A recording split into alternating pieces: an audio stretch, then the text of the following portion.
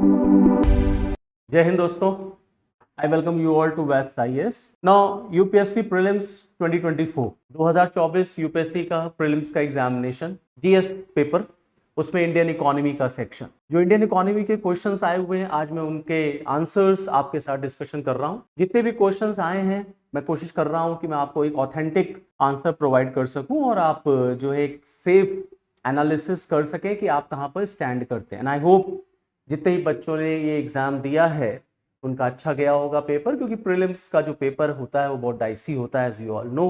हाँ, ये है कि लास्ट ईयर के कंपैरिजन से इस बार का जो यूपीएससी का प्री का पेपर है उसका लेवल जो है वो थोड़ा सा उन्होंने मॉडरेट रखने की कोशिश की है, क्योंकि लास्ट टाइम सिविल सर्विसेज का प्री का पेपर थोड़ा टफ आया था और काफी जो है बच्चों की तरफ से ऐसे रिएक्शंस भी आ रहे थे, तो यूपीएससी ने इस बार के क्वेश्चंस जो है वो थोड़े से मॉडरेट किए हैं।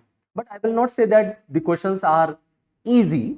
हाँ, ये है कि मॉडरेट टू डिफिकल्ट लेवल के क्वेश्चंस हैं ना। जहां तक इकोनॉमिक क्वेश्चंस या इकोनॉमिकल जो क्वेश्चंस आए हैं उनका सवाल है, तो जितने भी क्वेश्चंस आए हैं ऑलमोस्ट 20-22 प्रश्न जो हैं वो इकोनॉमी से पूछे गए हैं, जो कि डायरेक्टली फ्रॉम इकोनॉमिकल और directly from economy point of view हैं। तो उनके जो अगर हम लेवल्स की बात करें तो आप देखेंगे कि वो जो क्वेश्चंस हैं वो भी ऑन एन एवरेज है, ठीक है। आप उसको बहुत टफ नहीं कहेंगे, आप उसको बहुत इजी भी नहीं कहेंगे। Some questions are easier in comparison to last year paper. कुछ क्वेश्चंस हैं जो थोड़े से टफ हैं, नो डाउट अबाउट दैट। हाँ, लेकिन ये है कि अगर आप एक बार जो है ठीक से अगर आपने प्रिपरेशन की है तो आप एलिमिनेशन राउंड लगा करके या थोड़ा सा अपना गेस वर्क लगा करके आप राइट आंसर्स पा सकते हैं। तो चलिए फिर शुरू करते हैं। हम लोग एक एक क्वेश्चंस को सॉल्व करने की कोशिश करते हैं और देखते हैं कि कैसे क्या जो है वो क्वेश्चंस पूछे गए। No these are the questions. No this is the first question with reference to union budget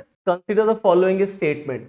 अब इस क्वेश्चन को आप पॉलिटी में भी कर सकते हैं, इस क्वेश्चन को आप इकोनॉमी में भी कर सकते हैं। मैंने इसको इकोनॉमिकल क्वेश्चन माना इकोनॉमी का और मैं इसको सॉल्व कर रहा हूं। स्टेटमेंट 1 है the union finance minister on behalf of the prime minister lays the annual financial statement before both the houses of the parliament. Second is at the union level no demand for a grant can be made except on the recommendation of the president of India. Okay, so इस question में the first statement is wrong, the second statement is correct. ठीक, तो I think कि इस question का जो सही answer है that is statement number 2 is only correct. Okay, first statement is wrong, second statement is correct, क्योंकि no demand for grant can be made except on the recommendation of the president of India. Constitution में भी लिखा हुआ, जब आप polity वाला section पढ़ते हैं यूनियन बजट में पार्लियामेंट में तो आप उसमें देख सकते हैं।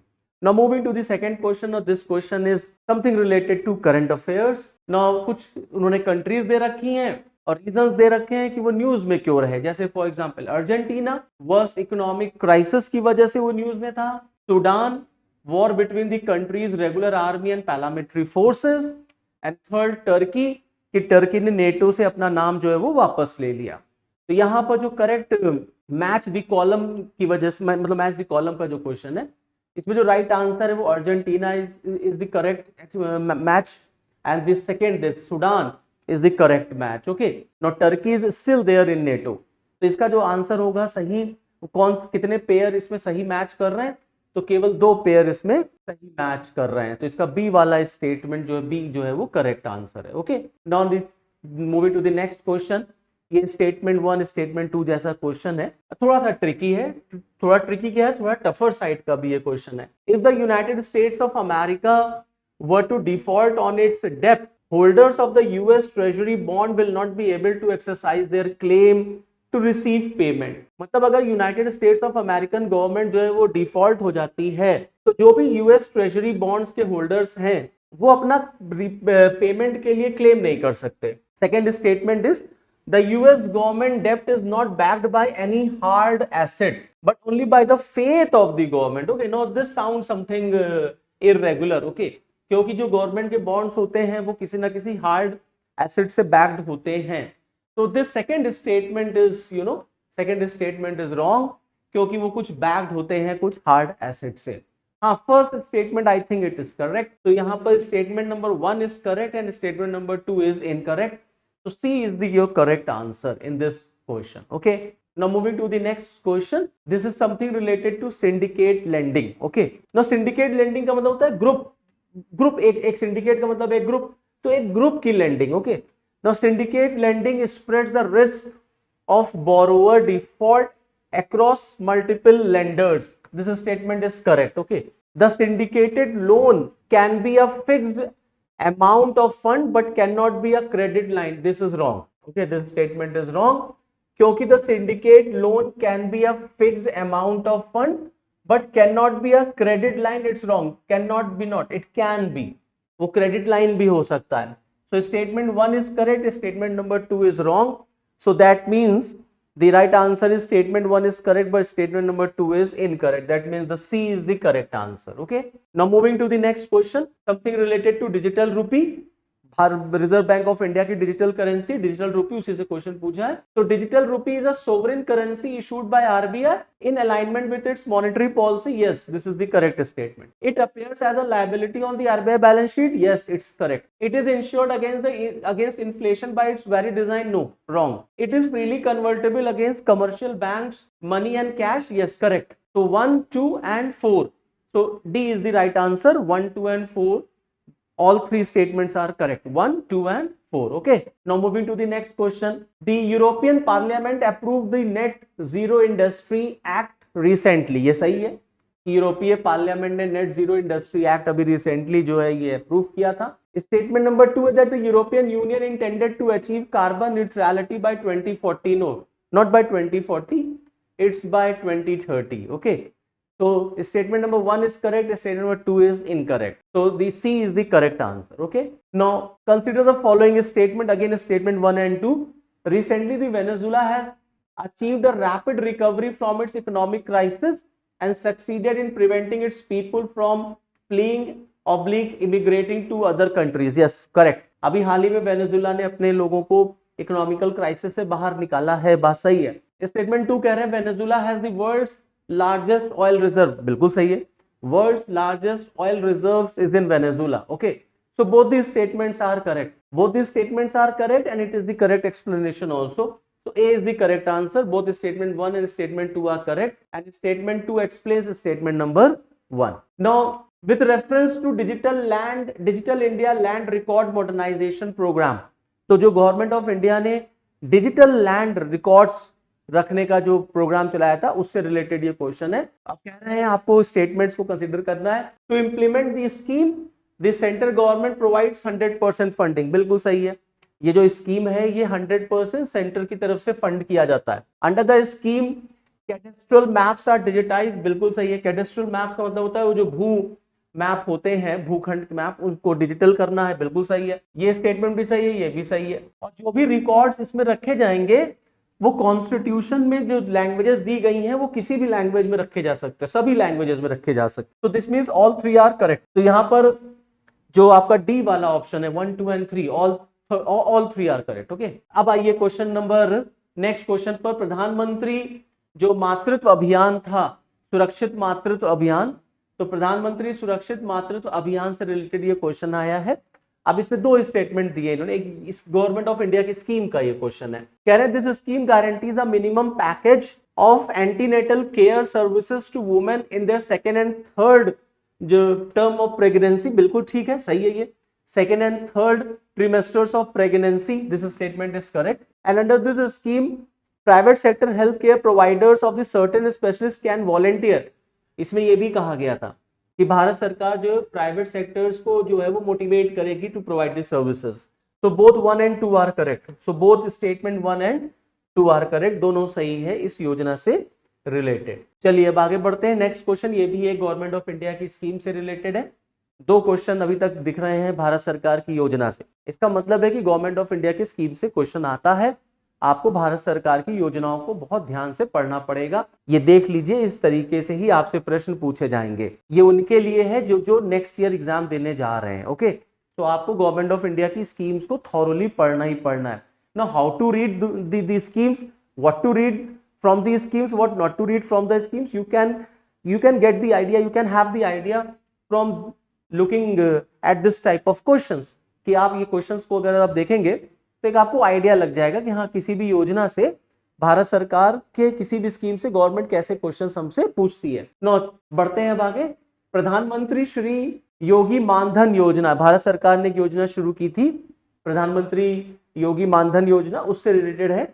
The entry age group for enrolment in the scheme is 21 to 40, गलत। ये जो योजना थी ये अनऑर्गेनाइज सेक्टर के लिए पेंशन देने की बात थी इसमें, तो यहां पर 21 से 40 के लोगों के लिए योजना नहीं है। दिस इज फ्रॉम 18 to 40, इसका एज ग्रुप जो है वो 18 to 40 है। The first statement is wrong. As specific contribution shall be made by the beneficiaries, हाँ इसमें आपको कंट्रीब्यूशन पे करना है, और जब आप 60 साल के हो जाएंगे तो आपको 3000 रुपए मिलेगा, बिल्कुल ठीक है। तो second is correct, third is correct. Now coming to the fourth statement, family pension is applicable to spouse and unmarried daughter. Family pension का प्रोविजन है but only to spouse, not to unmarried daughter. तो इसका मतलब है 2 और 3 statement इसमें सही है, that is the B state, B option is correct, 2 and 3rd। Okay, चलिए अब आगे बढ़ते हैं। Next question is related to 100 million farmers. ये भी एक थोड़ा सा करंट का क्वेश्चन है, थोड़ा टफ क्वेश्चन है, जाहिर सी बात है इतना डिटेल या तो आपने न्यूज़पेपर वगैरह पढ़ा हो तब आप इस क्वेश्चन को कर पाएंगे,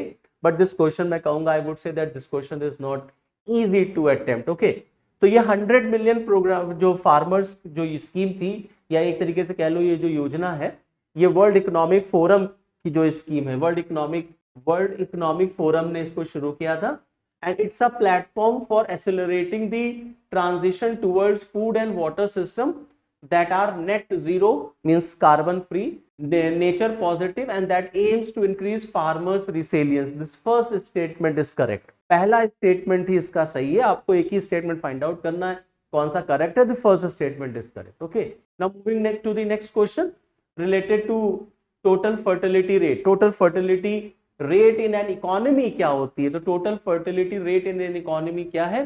the average number of live birth a woman would have by the end of her child bearing as.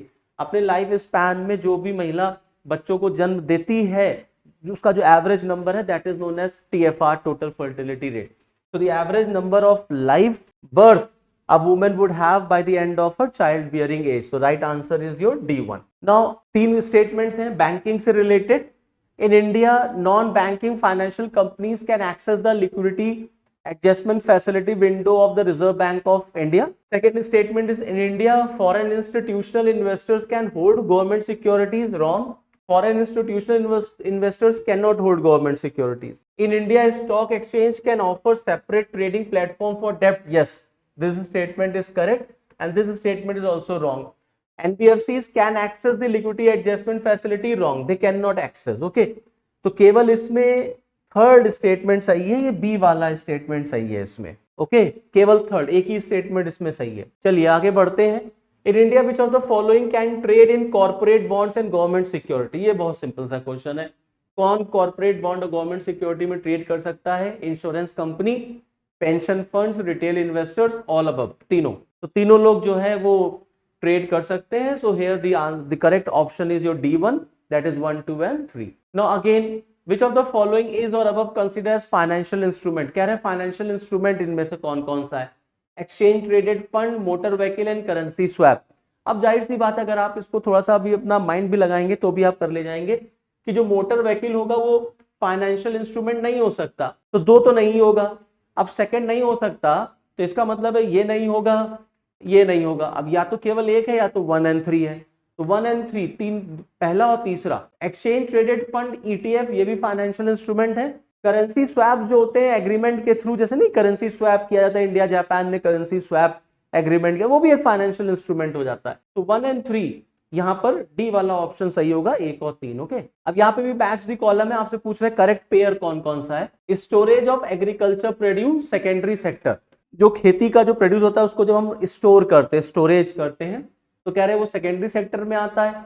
Dairy farm primary में आता है, बिल्कुल सही है। डेयरी फार्म जो होते हैं वो नेचुरल रिसोर्स रॉ मटेरियल को यूज करते हैं, तो प्राइमरी सेक्टर का पार्ट है। मिनरल एक्सप्लोरेशन ये टर्शरी सेक्टर का पार्ट है, ये गलत है क्योंकि ये मिनरल एक्सप्लोरेशन जो है वो प्राइमरी सेक्टर का पार्ट है। Weaving cloth is the secondary, ये ठीक है, सही है। तो यहाँ पर 2 ही पेयर सही बैठते हैं। One is the dairy farming, that is the primary, and weaving cloth, that is the secondary. So only 2 pairs are correctly matched. Okay, केवल 2 correctly matched, that is the B वाला B option is your correct option. Now again match the column, कह रहे हैं farmers plough working capital है, ये physical capital in economy से related ये question है, थोड़ा सा ट्रिकी क्वेश्चन है ये, यहाँ पर थोड़ा सा माइंड आपको लगाना पड़ेगा। Farmers plough working capital, computer fixed capital, yarn used by the weaver fixed capital, petrol working capital, ये तीनों सही हैं। ओके, तो यहाँ पर ऑल थ्री आर करेक्ट, तीन सही है। फार्मर्स प्लॉ जो होता है वो वर्किंग कैपिटल नहीं होता, वो बल्कि फिक्स्ड कैपिटल में आएगा। ओके, तो ये आपका ऑल थ्री आर करेक्ट, ये तीनों सही होंगे। चलिए आगे बढ़ते हैं। Again the question related to Reserve Bank of India. No there is no minimum capital requirement for wholly owned bank subsidiaries in India. No minimum पे मुझे डाउट है, कुछ ना कुछ जो यहाँ पर मिनिमम कैपिटल रिक्वायरमेंट होगी wholly owned subsidiaries in India. Okay, so I would say that this first statement is wrong. Okay, no minimum capital जो ये गलत होगा, कुछ ना कुछ मिनिमम कैपिटल होगा, तो पहला तो गलत है। दूसरा कह रहे हैं for wholly owned banking subsidiaries in India at least 50% of the board members should be Indian national, ये करेक्ट है, ये सही है। तो यहाँ पर फिलहाल स्टेटमेंट नंबर 2 सही है, दैट इज योर बी वाला ऑप्शन जो है सही है। Now question related to CSR, that is corporate social responsibility. कह रहे CSR rule specify that expenditure, CSR rule specify that expenditure that benefits the companies directly or its employees will not be considered as CSR activities। सही है, इसको CSR में नहीं माना जाता। CSR rules do not specify minimum spending on CSR activities, ये गलत है। They specify, do not नहीं, specify, बाकायदे लिखा हुआ है कि CSR में आपको 2% जो है वो खर्च करना पड़ेगा। तो यहाँ पर एक स्टेटमेंट सही है, this is the first statement, पहला वाला स्टेटमेंट सही है, दूसरा वाला स्टेटमेंट गलत है, that they do not specify minimum spending on CSR activities. Okay, now moving to the next question, this is the last question. With reference to Indian economy, collateral borrowing and lending obligations, with reference to Indian economy, collateral borrowing and lending obligations are the instruments of, now collateral borrowing and lending obligations are the instruments of money market. Okay, bond market, forex market, stock market का part नहीं होता, ये money market का part होता है। ठीक, so all these were the questions from your Indian economy. तो questions का नेचर देख करके आप इस बात का एनालिसिस कर सकते हैं कि questions were some questions were there, those were tricky questions, कुछ ऐसे क्वेश्चंस थे जो आपको मजबूर कर रहे थे जो कि आप वहां पर अपना दिमाग लगाइए, थोड़ा सा समय दीजिए। Some questions were there which can be answered very easily, very in a simple way, but हाँ, मैं ये बिल्कुल नहीं कहूँगा कि जो क्वेश्चंस पूछे गए हैं वो बहुत सिंपल हैं, बहुत इजी हैं। ये इतिहास में ऐसा नहीं हुआ कि इकोनॉमी के क्वेश्चन इतने आसान हो, नहीं, ऐसा नहीं है। यूपीएससी का अपना एक स्टैंडर्ड है और वो उस लेवल से कभी कॉम्प्रोमाइज नहीं करता। ये कह देना कि पेपर बहुत सिंपल है, बहुत ईजी है, ऐसा कुछ भी नहीं है। हाँ, ये जरूर है लास्ट ईयर के कंपैरिजन से थोड़ा सा एक उन्होंने एक ईजियर, थोड़ा सा ब्लो जो है रखने की कोशिश जरूर की है। तो अगर आप क्वेश्चंस देखेंगे तो आप एक आइडिया लगा सकते हैं कि हमको किस लाइन पर अपनी प्रिपरेशन को कंटिन्यू करना है। Okay, so this is all from this video lecture. Okay, thank you.